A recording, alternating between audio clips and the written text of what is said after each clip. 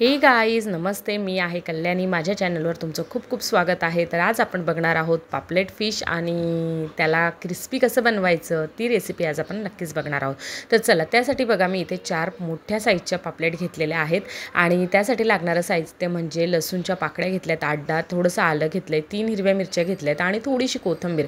सर्व आपण एकत्र करून थोडंसं पाणी घालून त्याला मस्त मिक्सरमधून काढून घेणार आहोत। आणि इथे बघा मिक्सरमधून काढून झालेला आहे। आता त्याला एका डिशमध्ये काढणार आहोत आणि एवढ्यानेच होत नाही, तर त्यामध्ये आता खूप सारे मसाले ॲड करणार। त्यामध्ये तुमच्याकडे घरात जेही मसाले असतील, फिश फ्राय मसाला, चिकन मसाला, पावभाजी मसाला, कुठलाही मसाला तुम्ही ॲड करू शकतात, पण फिश फ्राय मसाला हा त्यामध्ये नक्की ॲड करा। त्यानंतर मी थोडीशी काश्मीरी लाल मिर्च पावडर घालते, कारण त्याची टेस्ट खूप छान असते। आणि येस, थोडासा नंतर आपण लिंबूही घालणार आहोत। त्यानंतर आपण घालणार आहोत यामध्ये थोडंसं मीठ चवीपुरता आणि सर्व काही मिक्स करून घेऊ आणि मस्त त्यावर असं चांगल्या प्रकारे आपण लावून घेणार आहोत। तर हे बघा इथे मी अशा प्रकारे मिक्स करून घेतलंय। एक एक पापलेट मी यामध्ये ठेवत जाणार आहे आणि जे काही त्यांनी कट मारलेले आहेत त्यामध्येही आपण छान प्रकारे हा मसाला भरून घेणार आहोत, कारण आतमध्ये पर्यंत मसाल्याची टेस्ट लागायला पाहिजे आणि खूप चविष्ट ही फिश बनते। तुम्ही एकदा नक्की ट्राय करा। तर बघा मी सर्व फिशला अशा प्रकारे इथे आता हे लावून घेते।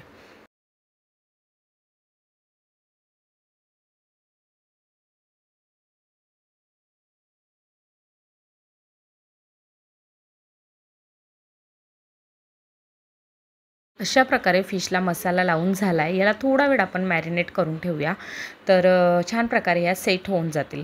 तर बघा इथे तोपर्यंत आपण घेणार आहोत जे मसाल्याचं ताट होतं त्यामध्येच मी हे घेते। तर थोडंसं मी 1 वाटी बेसन पीठ घेतलं आहे, 1 वाटी तांदळाचं पीठ घेतलं आहे, थोडंसं त्यामध्ये मीठ घातलेलं आहे।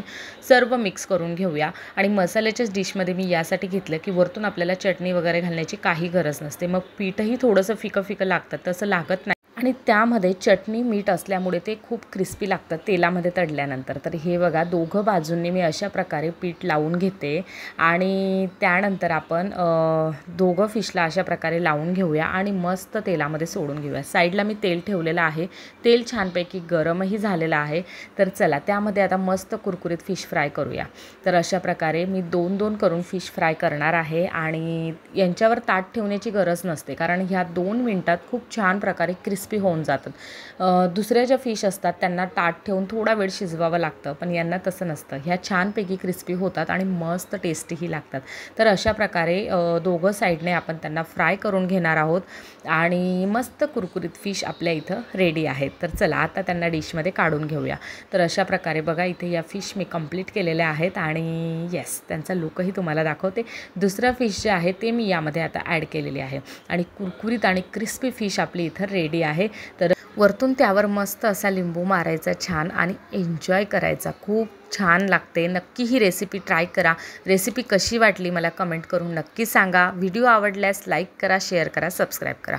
भेटते लवकरच पुढच्या व्हिडिओमध्ये। तोपर्यंत बाय अँड टेक केअर।